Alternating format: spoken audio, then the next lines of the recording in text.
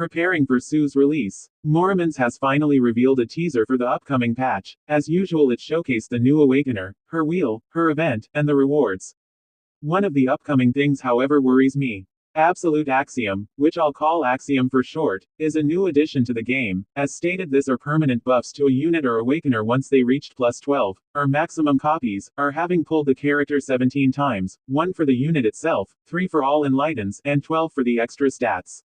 For Ramona's Axiom, it is, fine, DPS Ramona is a psyops by the government, but if you rouse her, her free strikes getting stronger over time will help just a little bit. No one uses Queen's Sword.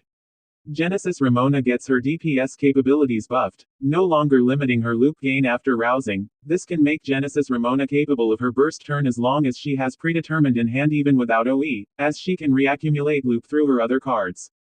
Ogier gets a 3 times STR generation on his Exalt upon triggering death resistance. With Moshe, this makes him even better as a support for the team. I have seen invested Ogiers create 200 to 300 STR, with this he can make 900 in a press of a button.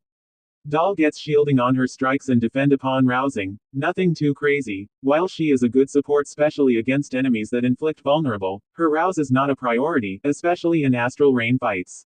Loden gets a similar effect as her image. Upon playing a defend card, her next Blade of Defiance triggers twice, hitting for a total of 6 times. It helps her push out stronger damage, which will always be helpful. Erica's rouse now gives her Exalt scaling. While she too isn't a priority in both team building and rouse, this can help on making her a viable choice on long-term fights. Caster Agrippa is an actual team some people use, and she can now synergize well with the team with this Axiom. Eurydice gets more damage instances on her strikes and becomes Pierce on rousing. While helpful and she is a rouse priority, her best team, Discard, does not necessarily play her strikes, but it will still be helpful for that red tentacle triggers. Finally, Aegis rouse causes her Exalt to trigger her defend an extra 3 times. Why? Her defend is barely useful. If it was her strike, then she gets even better embryo gen, and she too is a low rouse priority. As you can see, this Axioms we will get ranges from great, to just a nice quality of life changes, to just meh. Does that mean I have a problem with this effects? No, my problem with Axiom is the precedent it sets. While it is all welfare units for now, they did mention they plan to have more of this in the future. And as mentioned, they already gave this to all the welfares, so is it on standards? Or, God forbid, the limiteds? That is what worries me, the potential of Axiom also becoming a thing for limited. Plus 12 is a very heavy ask to free-to-plays and dolphins alike, just like how overexaltation is already pushing the budget. Axiom becoming a thing for limiteds worries me because that means another paywalled part of a unit's kit, another power budget cut off from the base kit because it exists, and even then we are at the mercy of the dev team if it will even be good or not. No one rouses Aegis, her Axiom is barely playable while Ogier becomes Abyss for Songa and Moshet. Now we are stuck in this loop of worrying for a new character in her Axiom because if it is good or God forbid, central to her kit, then her power budget is downright unreachable for free-to-plays, but if it is bad then the whales, who the game is trying to cater to will be disappointed, who already gets major stat bonuses from their units even as of now because of 10 extra levels and their base stat increase as a whole.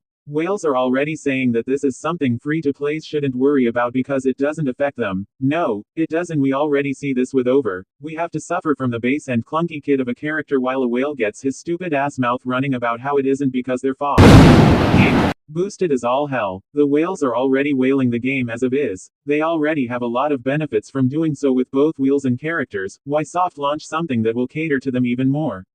Why prioritize immediately whale money by compromising the community?